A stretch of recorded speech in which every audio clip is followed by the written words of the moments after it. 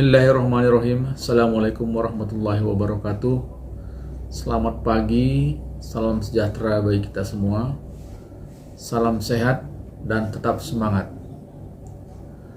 Alhamdulillah, secara resmi saya diangkat sebagai dosen tetap sejak bulan Juni tahun 2014. Dan sampai dengan saat ini sudah lebih kurang 8 tahun mengabdi pada Universitas Asahan. Saya sebagai dosen pengampu mata kuliah Hukum Ketenagakerjaan di semester 4. Sebagai bagian dari kewajiban dosen pada Tridharma Perguruan Tinggi, maka saya harus benar-benar dapat menguasai muatan materi ini dan memberikan yang terbaik kepada mahasiswa. Pada pertemuan awal semester, saya akan menjelaskan silabus dan RPS serta satuan acara perkuliahan, serta membuat kontrak perkuliahan terkait dengan proses perkuliahan kepada mahasiswa. Adapun capaian pembelajaran dari mata kuliah ini bahwa mahasiswa harus dapat bersikap menjunjung tinggi nilai kemanusiaan berdasarkan agama, moral, dan etika, taat hukum dan disiplin, menguasai konsep teoritis dan prinsip hukum, ilmu pengetahuan dan teknologi, seni yang berorientasi pada kecakapan hidup atau life skill, dengan menunjukkan kinerja mandiri, mampu menerapkan ilmu hukum, berketerampilan umum maupun khusus dalam memberikan nasihat hukum dan penyelesaian sengketa baik secara litigasi maupun non-litigasi. Adapun deskripsi dari mata kuliah Hukum Ketenagakerjaan ini adalah mata kuliah yang mempelajari tentang masalah umum di bidang ketenagakerjaan. Di antaranya permasalahan hak-hak normatif pekerja buruh, syarat-syarat kerja, jaminan sosial tenaga kerja, pemutusan hubungan kerja, dan kebebasan berserikat bagi pekerja buruh. Sasaran mata kuliah ini adalah lahirnya sarjana-sarjana hukum yang paham tentang hukum ketenagakerjaan serta dunia usaha secara profesional dan bertanggung jawab, beretika dalam mengisi pembangunan nasional. Hukum ketenagakerjaan merupakan mata kuliah wajib dengan bobot 2 SKS atau setara dengan 16 kali pertemuan. 2 kali diantaranya diadakan ujian, yakni pada pertemuan ke-8 ujian tengah semester dan pada pertemuan ke-16 ujian akhir semester. Di awal masa pandemi COVID-19, proses pembelajaran di Fakultas Hukum Universitas Asahan dilakukan secara daring, yaitu dengan menggunakan media Zoom Meeting, Google Classroom, media WhatsApp. Namun sejak semester ganjil tahun 2021-2022, kami telah melakukan perkuliahan dengan tatap muka atau luring di dalam kelas, di mana teknik pembelajaran dilakukan dengan menggunakan teknik delivery, instruction, dan assessment atau DIE.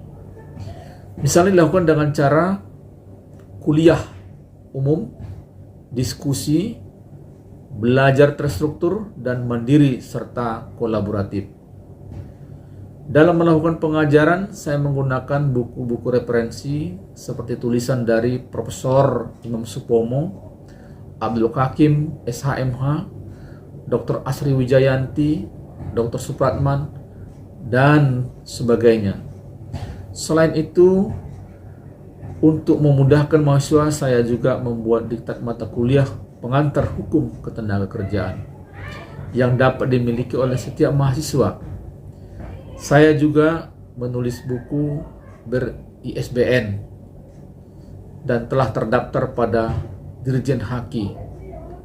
Kemudian, untuk mendukung pemahaman para mahasiswa dengan informasi yang up to date dan aktual, misalnya berkaitan dengan undang-undang yang terbaru, Saya juga membuat satu buku ber-ISBN, yakni kompilasi Undang-Undang Cipta Kerja Klaster Ketenagakerjaan. Substansinya tentu adalah terkait dengan norma-norma baru yang merupakan turunan dari Undang-Undang Cipta Kerja. Dalam proses interaksi pembelajaran, saya selalu membuka forum diskusi dan tanya jawab secara langsung di dalam kelas dengan mahasiswa, serta komunikasi melalui kelas. Tujuannya agar mahasiswa memiliki kesempatan untuk berpertanyakan masalah-masalah terkait dengan mata kuliah Hukum Ketenagakerjaan. Dalam melakukan asesmen kepada mahasiswa, saya berpedoman kepada ketentuan yang berlaku di fakultas, yaitu untuk kuis bobot 25%, tugas bobot 25%, ujian tengah semester bobot 20%, dan ujian akhir semester bobot 30%. Untuk pelaksanaan kuis, biasanya saya melakukan pada setiap pertemuan, dapat secara lisan maupun tulisan, yakni dengan memberikan pertanyaan kepada mahasiswa untuk menjelaskan dari bagian substansi pokok pembahasan yang baru dipelajari. Pemberian tugas kepada mahasiswa saya lakukan dengan cara membuat tugas mandiri maupun tugas kelompok. Tugas dikumpulkan sesuai dengan waktu yang disepakati, dan dalam memberikan nilai mata kuliah ini kepada mahasiswa tentu saya lakukan secara objektif dengan memperhatikan etika, moral, kehadiran, dan keaktifan dalam perkuliahan. Saya juga memberikan tugas kelompok dengan muatan materi yang telah disepakati, dan selanjutnya mahasiswa wajib melakukan publish pada tugas pada media sosial YouTube. Tujuannya tentu adalah supaya mahasiswa dapat lebih kreatif dalam bermedia sosial dan hasilnya juga dapat bermanfaat bagi masyarakat. Untuk selanjutnya, saya akan menyajikan video pembelajaran saya melalui luring berikut ini. Terima kasih. Assalamualaikum warahmatullahi wabarakatuh. Selamat pagi semuanya. Mana kabarnya, baik? Baik ya, saudara-saudara. Pertemuan kita pada hari ini adalah lanjutan daripada pertemuan kita sebelumnya ya, yakni berhubungan dengan hukum ketenagakerjaan. Jadi sebelum materi kita mulai, saya ingin sampaikan kepada saudara-saudara bahwa oleh karena pertemuan kita pada saat ini adalah merupakan pertemuan tatap muka atau luring, maka saya tetap mengimbau kepada saudara-saudara supaya selalu menjaga protokol kesehatan, supaya jangan kembali merebak penyebaran virus pandemi COVID-19. Jadi saya mendorong saudara-saudara supaya selalu tertib dan patuhi protokol kesehatan. Kemudian saudara-saudara sekalian, saya juga ingin tekankan kepada saudara-saudara, sebagai seorang mahasiswa tentu Anda punya cita dan harapan, termasuk juga harapan orang tua saudara-saudara, sehingga saudara-saudara harus selalu ingat dan semangat tetap untuk melanjutkan perkuliahannya. Ingat pesan orang tua saudara-saudara bahwa harapannya ada pada saudara-saudara.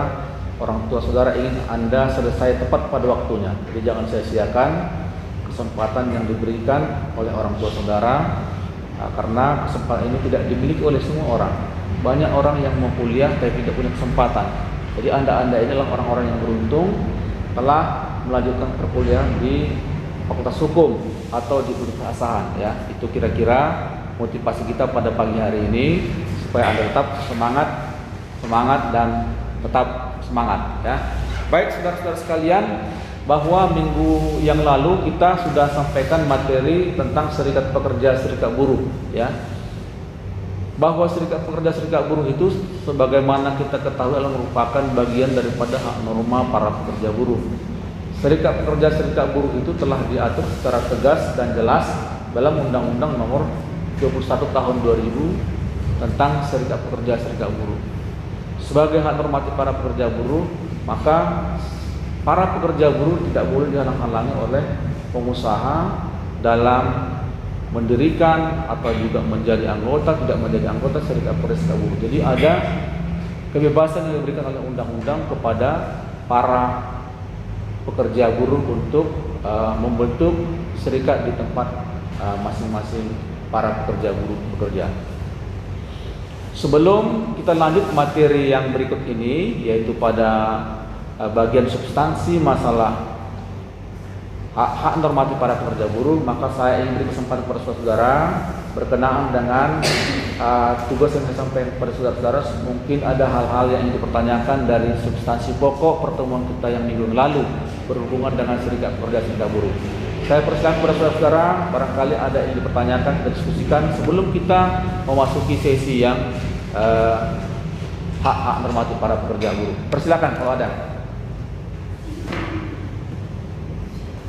Baik, silakan sebutkan namanya ya. Baik Pak, saya ingin bertanya, nama saya perkenalkan, nama saya Zeti Syarani Putri Swani. Saya ingin bertanya Pak, mengapa pekerja atau buruh itu perlu berserikat? Ya, baik ya, pertanyaannya bagus ya. Jadi, mengapa para pekerja buruh itu perlu berserikat? Sebagaimana saya katakan di minggu sebelumnya, bahwa ketika para pekerja buruh itu berserikat, akan memiliki posisi tawar yang lebih besar pada para pengusaha untuk menyalurkan aspirasinya. Ya, itu gambaran pertama. Barangkali saya ingin sampaikan juga kepada saudara-saudara, siapa yang kira-kira bisa gambaran tentang pertanyaan daripada teman Anda tadi. Silakan, kalau ada mahasiswa silakan. Siapa di antara saudara-saudara kira-kira yang bisa memberikan tambahan jawaban daripada pertanyaan teman Anda tadi? Baik, silakan. Sebutkan namanya ya.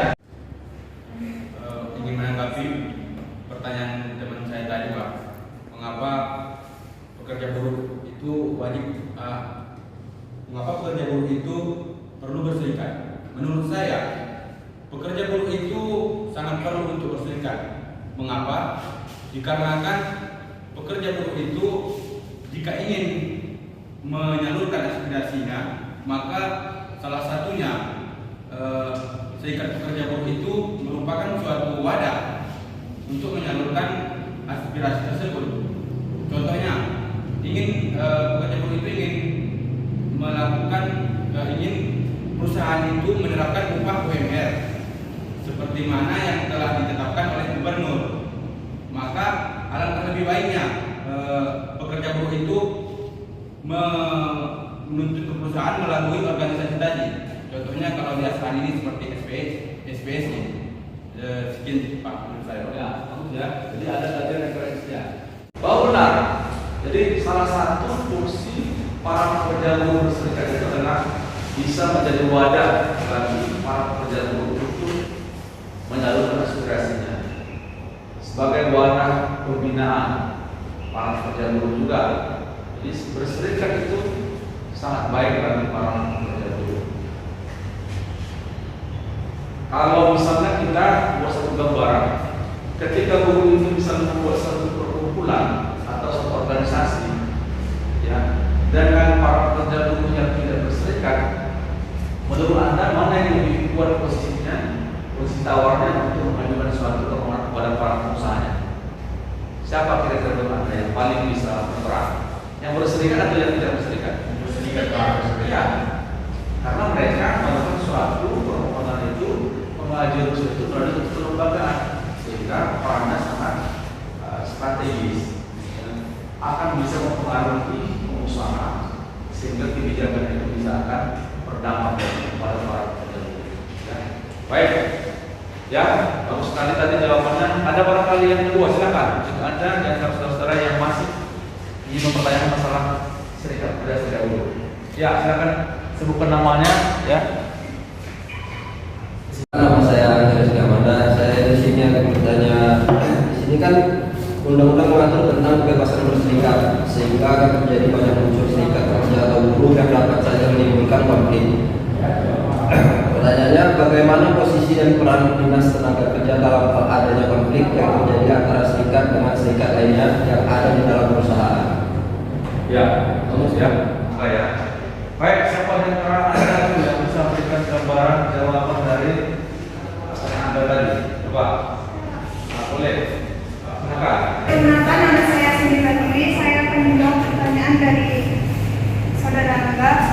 Jadi menurut saya bahwa sesuai dengan Undang-Undang Nomor 21 Tahun 2000 tentang Serikat Pekerja atau Buruh, peran Dinas Tenaga Kerja sangat strategis, yaitu berkewajiban memberikan pembinaan.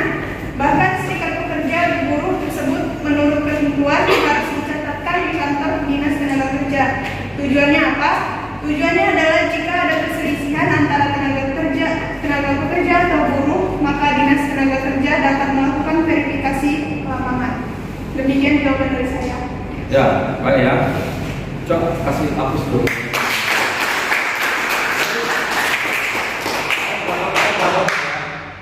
Bahwa terkait dengan serikat pekerja serikat buruh ini, ya, sebagaimana prosesnya di Undang-Undang Nomor 21 Tahun 2000, di situ sudah jelas bahwa ada suatu bentuk sanksi ya, yang diatur bagi para pengusaha misalnya yang nyata-nyata terbukti melakukan hambatan atau misalnya menghalang-halangi bagi para pekerja buruh bekerja. Jadi selain tadi bahwa Dinas Tenaga Kerja, ya, kalau di sini namanya Disnaker di kabupaten ini, itu sebagai apa? Sebagai instansi yang memiliki kewenangan untuk memberikan pengawasan, ya, pengawasan kepada para pekerja buruh untuk berserikat dan berkumpul.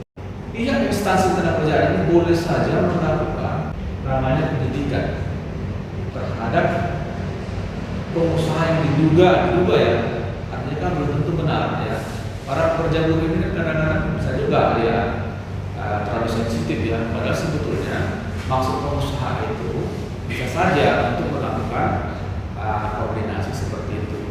Tapi persoalannya kalau nyata-nyata pengusaha itu terbukti misalnya melarang Anda bahkan melakukan tindakan pemutusan hubungan kerja atau memutasi dengan tanpa alasan, maka Anda boleh mengadu itu kepada instansi tenaga kerjaan supaya apa? Supaya Dinas Tenaga Kerja kemudian bisa membuat teguran awal kepada pihak pengusaha terkait dengan bagaimana posisi saudara sebagai pengurus serikat pekerja di perusahaan tersebut. Jadi artinya Disnaker itu memiliki peran penting. Salah satunya bahwa serikat pekerja serikat buruh haruslah dicatatkan. Jadi ada namanya pencatatan serikat pekerja serikat buruh. Serikat pekerja yang tidak tercatat di instansi ketenagakerjaan, ya, dilarang ya, atau tidak digunakan melakukan tugas-tugas yang berhubungan dengan serikat pekerjaan. Ya. Dalam artian tidak boleh melakukan aktivitas advokasi yang berhubungan dengan atas nama serikatnya. Tidak boleh, karena tidak tercatat. Atau dia tidak berhak untuk duduk di lembaga ketenagakerjaan. Misalnya ada lembaga yang berhubungan dengan Dewan Pengupahan atau ada orang tripartit. Jadi serikat ini tidak berhak untuk meminta untuk serta duduk di lembaga tersebut. Karena dia tidak tercatat. Jadi kalau tercatat dia punya hak untuk duduk di lembaga daripada lembaga ketenagakerjaan. Itu ya. Jadi haruslah dicatatkan. Jadi banyak aturan sesungguhnya terkait dengan serikat ini supaya apa? Supaya keberadaannya memiliki legalitas. Tidak hanya ada nama, ya, tapi tidak memiliki anggaran dasar, tidak memiliki pengurus yang disebut, oh saya dari serikat, gitu ya. Ya, itu kira-kira tambahannya. Baik ya sekalian. Jadi untuk serikat pekerja, serikat buruh saya yakin sudah jelas ya terkait dengan materi tersebut. Kita akan lanjut di materi yang berikutnya ya. Ya, jadi materi yang berikutnya ini adalah nanti berhubungan dengan hak normatif para pekerja buruh. Jadi kalau Anda lihat di slide ini, ya, ini adalah para pekerja wanita, ya, para pekerja wanita di perusahaan konveksi. Jadi perusahaan konveksi itu adalah bagi, ya, katakan dulu perusahaan-perusahaan itu yang berhubungan dengan pembuatan pakaian konveksi. Para pekerja buruh ini yang melakukan hubungan kerja dengan pihak perusahaan ini, mereka ini memiliki hak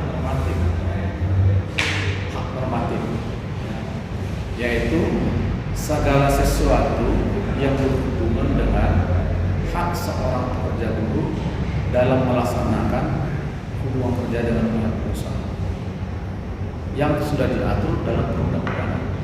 Jadi artinya sebagai seorang pekerja buruh kita itu memiliki hak. Jadi hak itu disebut hak normatif. Banyak jenis-jenis hak normatif. Nah, terutama bahwa hak yang dimasukkan itu adalah hak yang sudah termuat secara tegas diatur dalam perundang-undangan. Para undang-undangan dimaksud tidak hanya undang-undang ketenagakerjaan, misalnya undang-undang nomor 13 tahun 2003 tentang ketenagakerjaan, undang-undang yang nomor 11 tahun 2020 tentang cipta kerja, PP nomor 35, PP 36, PP 37, ya kan, dan juga PP 34 tentang tenaga kerja asing, misalnya seperti itu. Ya, itu merupakan ya regulasi yang mengatur dengan norma-norma ketenagakerjaan. Nah, baik ya. Jadi kita akan lihat dulu apa sesungguhnya itu hak normatif.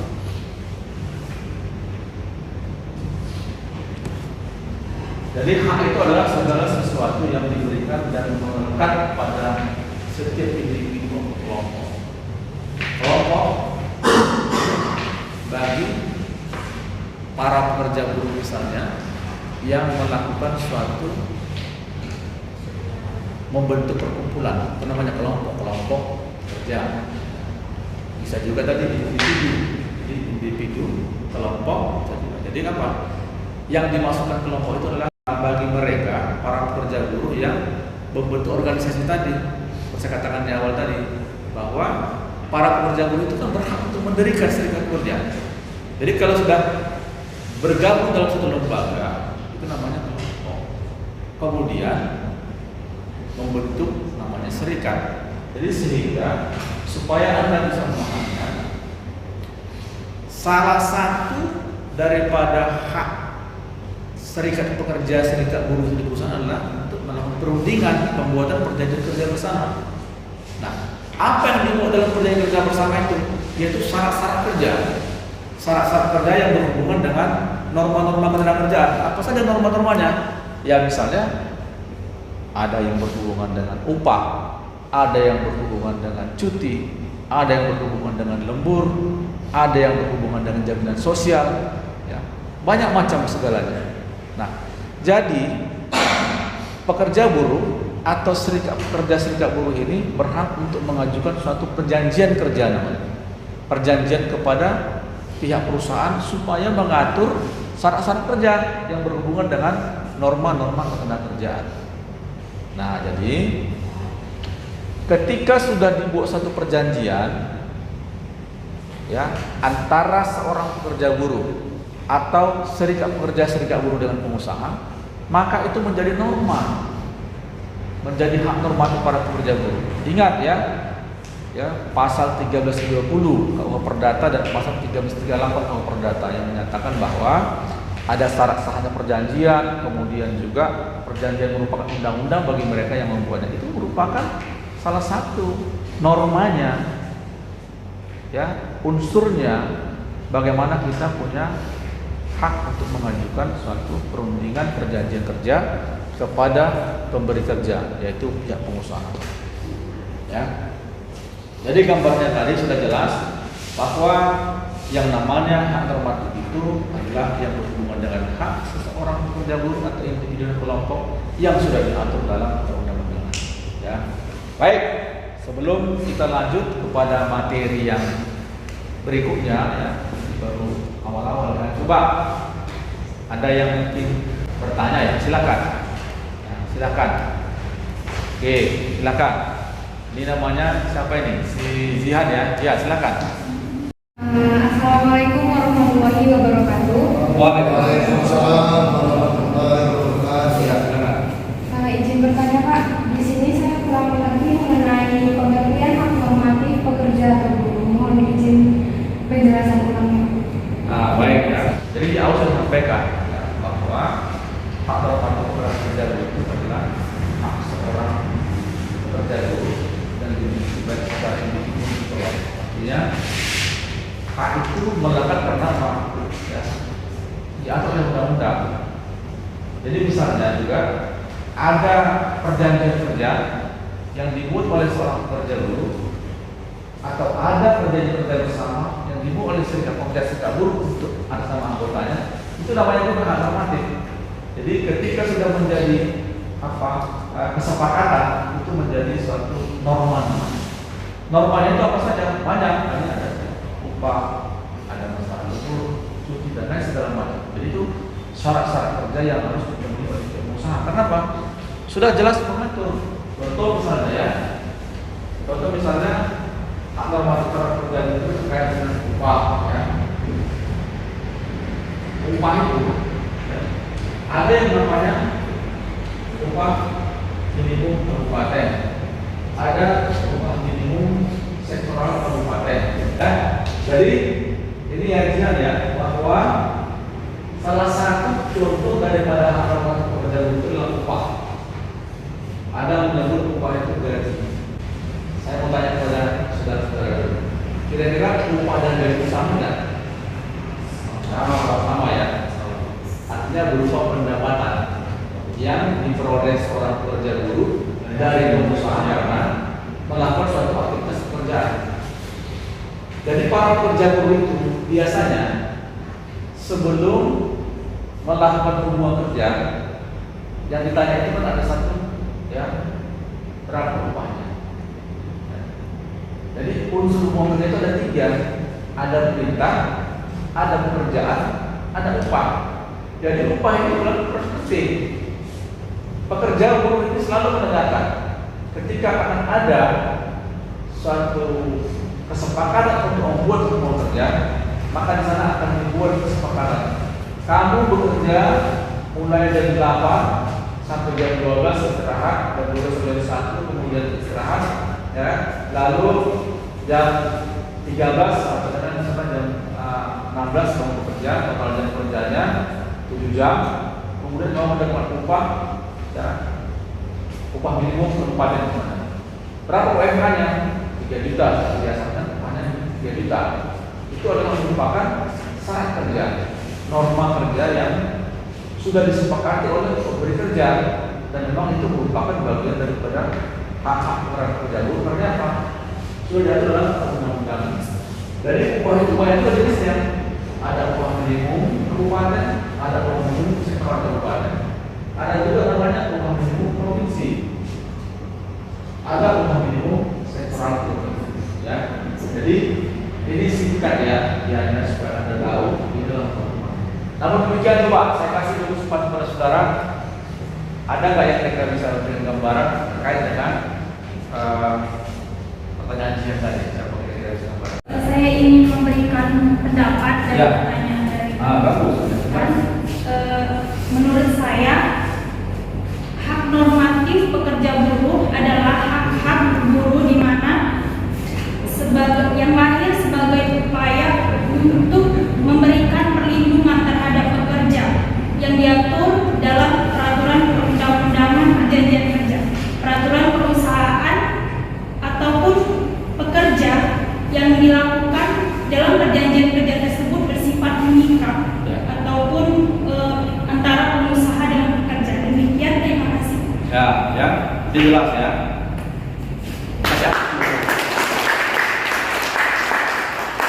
Jadi kalau begini, suasana Baik ya, jadi sekalian jadi tadi itu. Jadi normatif itu umumnya sudah diatur oleh undang-undang. Undang-undang saya katakan tadi ada Undang-Undang 13 tahun 2003, ada Undang-Undang yang berhubungan dengan nomor 11 tahun 2020 sekarang, ada PP 34, 35, 36, 37. Ya. Kemudian juga ada yang berhubungan dengan Undang-Undang nomor 12 tahun 2000, ini normatif juga. Jadi hak berserikat itu juga merupakan bagian hak normatif. Jadi dia sudah mengikat ya, yang wajib diberikan pengusaha kepada para pekerja buruh. Jadi sama, kalau pengusaha memiliki hak, pekerja buruh juga memiliki hak. Jadi kan sebaliknya bahwa pekerja buruh memiliki hak dan ada juga kewajibannya. Kewajibannya apa? Bekerja sesuai dengan yang disepakati dalam perjanjian kerja. Jangan juga Anda misalnya meminta upah standar upah minimum, tapi Anda kerjanya kadang-kadang bisa masuk tepat waktu, kadang-kadang bisa molor. Jadi itu juga tidak benar, nanti pada akhirnya Anda mendapatkan surat peringatan dari pihak pengusaha. Baik ya, sebelumnya kita lanjut lagi dulu ya, nanti baru kita berikan lagi kesempatan kepada Anda ya. Nah, jadi ini tadi kesimpulannya ya, Jihan ya, supaya Anda tahu bahwa hak normatif itu adalah yang lahir sebagai perlindungan ya. Perlindungan terhadap pekerja yang harus dipenuhi. Jelas ya di situ. Intinya supaya Anda bisa memahami nanti sehingga sudah mengikat ya, karena sudah diatur dalam undang-undang maka dia mengikat bagi para pengusaha dan juga bagi para pekerja. Jadi hak-hak normatif pada pekerja buruh itu dimuat juga dalam perjanjian kerja. Nanti kalau misalnya Jihan mau bekerja, pasti perusahaan akan menawarkan perjanjian kerja. Nah, Anda baca dulu perjanjiannya, jangan langsung ujuk-ujuk ditandatangani karena kepengen kerja. Tahu-tahu nanti Anda dibuat di situ upahnya tidak sesuai. Jam kerjanya tidak sesuai. Jam kerjanya misalnya diatur selama 7 jam satu hari atau 40 jam satu minggu. Ternyata ada disuruh di situ bekerja 9 jam, kan lebih. Berarti ada hak Anda, hak lembur yang tidak dibayar oleh pihak pengusaha. Itu boleh Anda. Ya, itu kira-kira gambarannya tadi. Nah, jadi klasifikasi daripada hak ini bisa dibedakan beberapa hal.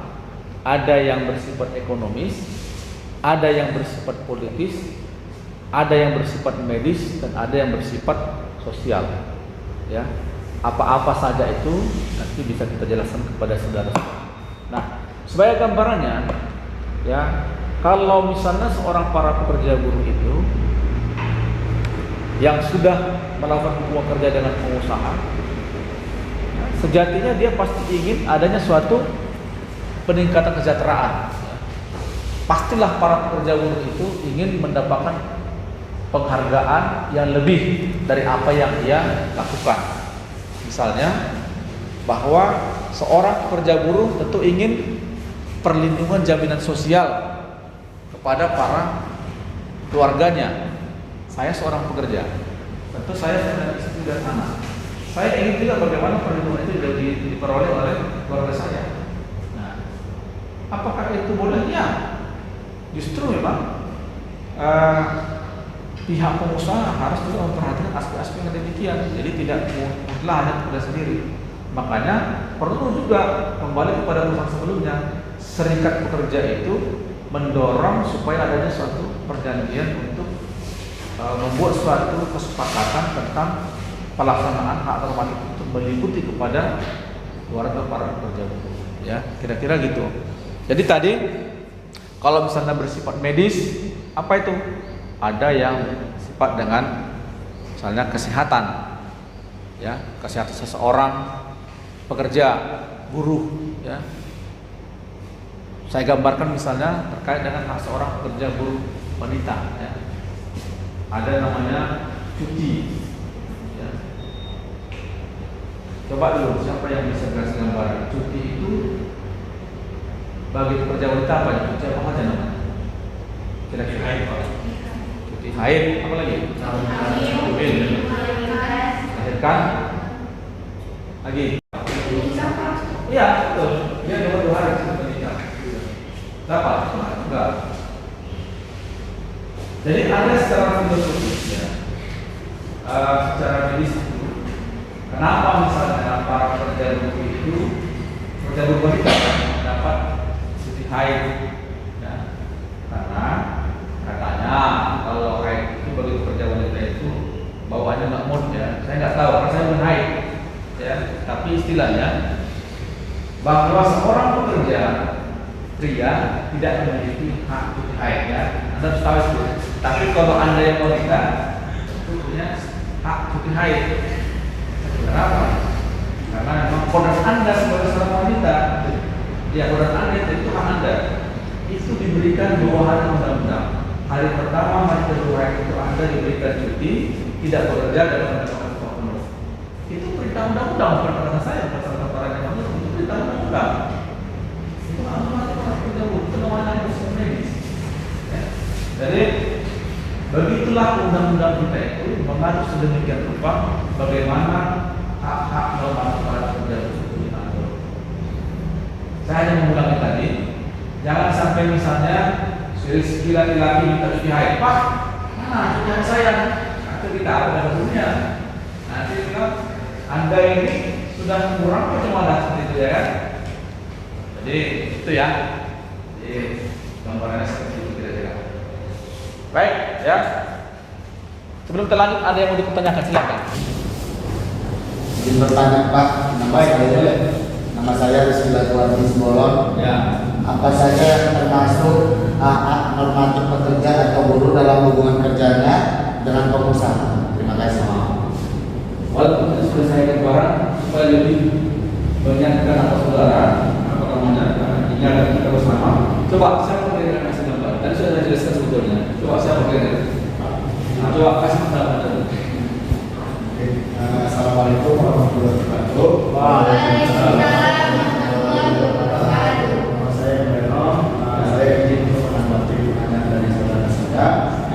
Setahu saya bahwa yang menjadi hak-hak normatif pekerja atau buruh adalah segala sesuatu yang sudah diatur dan termuat jelas dalam peraturan perundang-undangan tentang ketenagakerjaan atau juga telah disepakati dalam suatu perjanjian bersama atau PKB.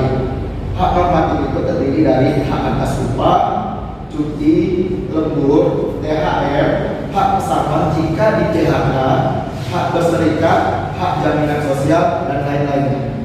Terima kasih. Ya, jadi cukup banyak di sini ya. Ada tadi namanya hak cuti sudah saya jelaskan kepada Anda. Ada juga yang berhubungan dengan lembur, juga hak para pekerja buruh. Kemudian ada juga tunjangan hari raya, agama, juga para pekerja buruh. Kenapa? Sebagai pemainnya yang mengatur undang-undang sudah ada. Berserikat juga pesangon tidak di PHK, tidak boleh usaha itu sembarangan di PHK. Ya, karena ada hak pekerja buruh yang melekat terhadap pekerja yang bekerja sama. Yang menarik ya. Baik, sebelum kita lanjut lagi pertanyaan, saya sampaikan masih ada materinya sedikit lagi ya. Nah, jadi tadi sudah saya jelaskan ya, Anda juga sudah bisa menjawabnya. Misalnya ada yang bersifat ekonomis itu terkait dengan upah, ada juga tunjangan perumahan, hari tua dan lain segala macam. Itu adalah merupakan bagian daripada yang bersifat ekonomis. Kenapa? Karena pekerja buruh itu memang memiliki perlindungan yang demikian ya sekalian. Jadi kalau yang berhubungan dengan hak politis adalah hak seorang pekerja buruh yang berhubungan dengan ketika dia melaksanakan hak politiknya untuk berserikat dan berkumpul, bahkan juga misalnya dia bisa melakukan hak mogok kerja. Itu juga hak kita sebagai seorang para pekerja buruh dalam melaksanakan mogok kerja dengan pihak. Ya, baik. Mungkin ada juga masih pertanyaan, silahkan bagi saudara-saudara yang ingin bertanya ya, silakan. Bagi Anda barangkali yang bertanyakan, silakan. Baik. Baik. Baik Pak, sini saya ingin bertanya bahwa sebagaimana dalam pertemuan kita sebelumnya kan Pak, ya ada dikatakan di situ bahwa salah satunya itu cuti tahunan Pak. Sebagaimana yang diamanatkan oleh Undang-Undang Nomor 13 tahun 2003 Pak tentang ketenagakerjaan, di situ dikatakan bahwa hak cuti tahunan pekerja buruh itu hanya 12 hari. Nah, yang menjadi pertanyaan saya Pak, apakah boleh seorang pekerja buruh itu mengajukan hak cuti tahunannya lebih dari 12 hari? Sekian Pak, terima kasih. Oh ya. Coba kasih aku dulu ini. Saya langsung lihat saudara, siapa yang bisa berikan jawaban atas pertanyaan saudara Rizky tadi. Ini norma ini kan diatur tadi undang-undang 12 hari cutinya. Pekerja buruh maunya 20 hari, boleh nggak? Coba siapa yang bisa menjawab? Silakan. Coba. Diri, apa namanya? Halo, nama saya Saung Musrega. Ya. Jadi saya akan menanggapi pertanyaan dari saudara tadi. Maksudnya cuti melebihi dari 12 hari. Ya, bahwasannya di sini tidak ada larangan bagi seorang pekerja atau buruh untuk mengajukan pertambahan atas cuti tahunan. Bahkan banyak perusahaan yang memberikan cuti tahunannya lebih dari 12 hari setahun. Sepanjang ada kesepakatan yang dibuat oleh pekerja atau buruh dan dimuat dalam perjanjian kerja, maka hak cuti dapat saja diajukan oleh buruh. Jadi menurut saya yang 12 hari itu adalah minimal yang wajib diberikan perusahaan kepada buruh atau pekerjanya. Terima kasih Pak. Baik ya. Ya. Saya ingin kasih tahu kepada saudara sekalian terkait dengan bagaimana pelaksanaan cuti di salah satu perusahaan di Asahan sekarang di Barat ya. PTI lalu. Kalau cuti tahunan para pekerja di PTI dalam itu sudah 20 hari, bukan 20 hari lagi. Artinya apa? Kenapa boleh? Dan kenapa itu bisa mereka lakukan? Karena dilakukan selalu perundingan oleh serikat pekerja dan dalam perusahaan. Tentu ada dasarnya. Mengapa cuti itu perlu dilakukan penambahan? Kalau rekan-rekan kita yang bekerja di PT Inalum itu kan bekerja di kedalaman. Mereka itu di bawah itu di apa ya? Misalnya di luar sana. Pekerjaannya luar biasa punya resiko tinggi dan mereka terisolir itu mereka jauh dari perkampungan. Jadi mereka itu diberikan fasilitas yang lebih.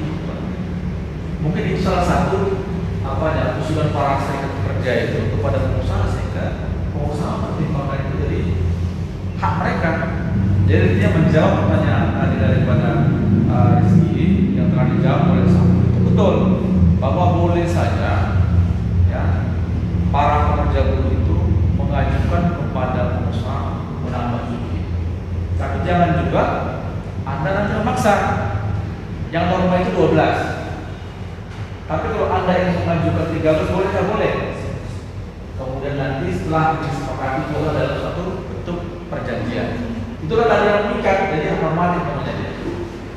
Jadi jangan dari sana aja, oke lah, saya kasih Anda cuti 1 hari lagi, nggak boleh. Jadi harus dibuat dalam satu bentuk perjanjian supaya nanti pada tahun berikutnya Anda sudah punya 13 bukan hanya 12 seperti itu ya. Itu gambaran terkait dengan normatif cuti para pekerja buruh dan berhubungan dengan cuti tahunan. Baik ya, saudara sekalian. Jadi itu tadi sudah jelas ada klasifikasi daripada hak-hak itu ya. Ada yang bersifat ekonomis, ada yang bersifat politis, ada yang bersifat sosial. Jadi semua itu merupakan bagian daripada hak normatif pekerja buruh. Jadi sudah jelas tadi disampaikan oleh teman-teman Anda juga terkait dengan jenis-jenis daripada hak normatif tersebut ya. Saya ingin sampaikan kepada saudara-saudara bahwa terkait dengan hak normatif para pekerja buruh ini nanti Anda bisa ya buka Undang-Undang Nomor 13 Tahun 2003 tentang ketenagakerjaan, kemudian juga undang-undang yang berhubungan dengan misalnya norma-norma ketenagakerjaan lainnya, karena banyak undang-undang berhubungan ketenagakerjaan ini. Ya, Anda juga bisa melihat undang-undang yang terakhir yang terkait dengan Undang-Undang Cipta Kerja Nomor 11 Tahun 2020. Jadi tadi ya berhubungan dengan cuti itu sudah jelas ya. Baik, ini adalah berhubungan dengan hak upah daripada hak normatif para pekerja buruh yang telah saya sampaikan kepada saudara-saudara sekalian. Ya. Baik, mungkin ada pertanyaan yang terakhir ya, silakan. Di sini saya mau bertanya Pak, Bapak Ya. buruh. Ya. Jadi bagian dari hak buruh itu ada namanya hak jaminan sosial. Ya. Jadi yang ingin saya tanyakan, apa bentuk-bentuk dari hak jaminan sosial ini yang diberikan oleh pengusaha terhadap buruhnya, dan jika tidak diberikan, apa langkah yang harus dilakukan oleh pekerja dan serikatnya? Ya. Ini menarik ya. Jadi pertanyaan tadi itu berhubungan dengan misalnya apa saja itu bentuk norma yang berhubungan dengan jaminan sosial. Jadi memang ada di sekitar kita. Saya yakin kita juga bayangin dari pekerja itu perlu kita ketahui ya, apa saja yang menjadi syarat-syarat kerja, norma kerja. Kalau misalnya diberikan, bagaimana pula upaya kita untuk memintanya atau untuk kepada pihak usaha. Ada kira-kira yang memberikan gambaran jawaban daripada pertanyaan apa Anda tadi sekarang atau ada? Boleh, silakan.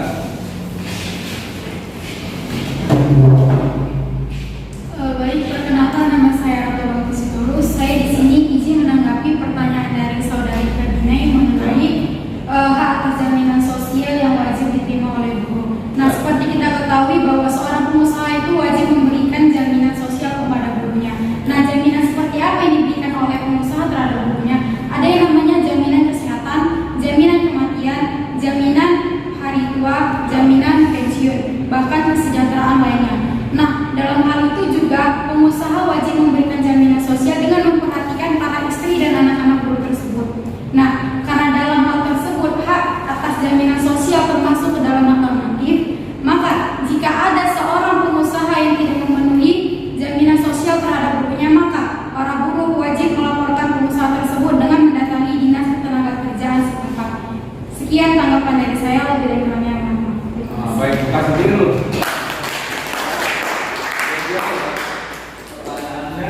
Bagus, jawabannya juga sangat bagus ya. Jadi luar biasa ya. Baiklah, jadi jelas tadi ya teman-teman Anda itu, kalau bentuk-bentuk dari jaminan sosial itu tadi adalah misalnya yang berhubungan dengan jaminan sosial daripada para pekerja itu kepada keluarga. Dan kalau ada misalnya norma-norma yang diabaikan, Anda boleh misalnya mengajukan kepada dinas kerja supaya dilakukan proses dan lanjut untuk memberikan tindakan kepada pihak usaha. Ya, baik saudara-saudara sekalian, saya pikir waktunya sudah pas ya, sesuai dengan jadwal pertemuan kita. Kita padakan dulu pertemuan pada hari ini. Seperti biasa bahwa kita akan berikan tugas kepada saudara-saudara. Jadi nanti tugas kelompok tersebut ya Anda harus presentasikan minggu depan. Ya, terutama dengan membuat video yang sudah saya jelaskan kepada Anda supaya juga nanti bisa diupload di YouTube ya, supaya menambah pemahaman kita bersama terkait dengan materi-materi yang sudah kita pelajari bersama, dan kemudian juga bisa menambah pengetahuan bagi kita, keluarga kita, dan juga sebagai masyarakat. Baik, sebelum kita akhiri pertemuan ini ya, saya akan absen dulu pada saudara-saudara nanti ya.